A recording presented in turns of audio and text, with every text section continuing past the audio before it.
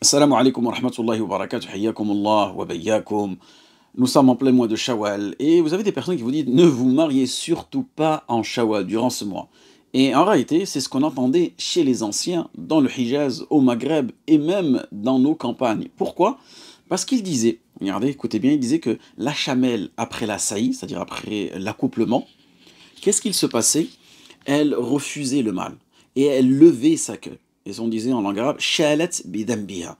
Et jusqu'aujourd'hui, chez nous, hein, dans l'arabe maghrébin, entre guillemets, dialectal, on dit encore chouel au lieu de dire shawel. Vous voyez? Parce que chouel, en réalité, signifie une queue. C'est pour parler de la queue de l'animal. Et je pense que peut-être, il doit y avoir, peut-être ici, un amalgame.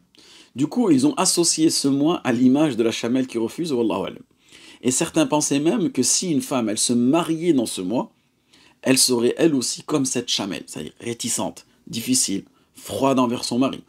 Donc ne m'écrivez pas dans les commentaires, ah je comprends pourquoi maintenant, parce que je me suis marié durant le mois de Shawwal. Non, c'est cette croyance, elle a circulé dans nos familles de génération en génération, sans preuve, sans base, juste parce que les anciens l'ont dit, hein, comme disent Qalu an-nas. Malheureusement, c'était ça le référentiel chez certaines personnes. Mais le prophète sallallahu alayhi wa sallam a annulé cette superstition par la pratique. Naam. Il n'a pas juste dit que cela est faux, il a montré. Il a épousé Aïcha radiallahu anha en plein mois de Shawwal et a consommé le mariage dans ce mois-là en pleine journée, non pas chez lui, mais chez Abi Bakr radiallahu anhu. Est-ce que Aïcha, qu'Allah l'a agréée, fut une épouse récalcitrante? En aucun cas. Mais là, j'en suis sûr, vous allez avoir certains commentaires, hein, de certains innovateurs qui ont une haine envers Aïcha radiallahu anha, qui vont en profiter, qu'Allah les guide. Non, bien au contraire, elle celle qui aima le plus, celle qui lui donna amour, fidélité, soutien, et qui devint la savante de cette communauté. Et c'est pas fini.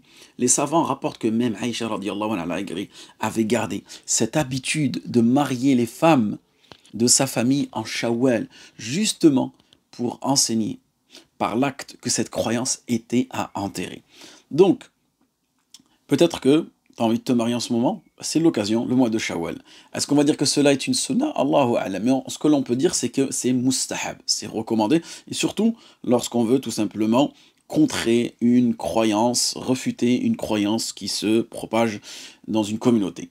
Donc, mes frères et sœurs, bien sûr, ce ne sont pas les mois qui font la baraka de ton mariage, ce n'est pas la date du calendrier qui fera ton bonheur, ce n'est pas Shawwal, Dhul Qa'da ou n'importe quel mois, c'est la sincérité, c'est la taqwa, c'est la recherche de l'agrément d'Allah subhanahu wa ta'ala. Alors, arrêtons de porter nos mariages, nos décisions, nos choix sur des superstitions et portez-les sur le ilm, la science, la foi, la piété et la spiritualité. On demande à Allah subhanahu wa ta'ala que ça rappelle soit bénéfique pour vous et moi. وفقكم الله لما يحب ويرضى واخر دعوانا الحمد لله رب العالمين.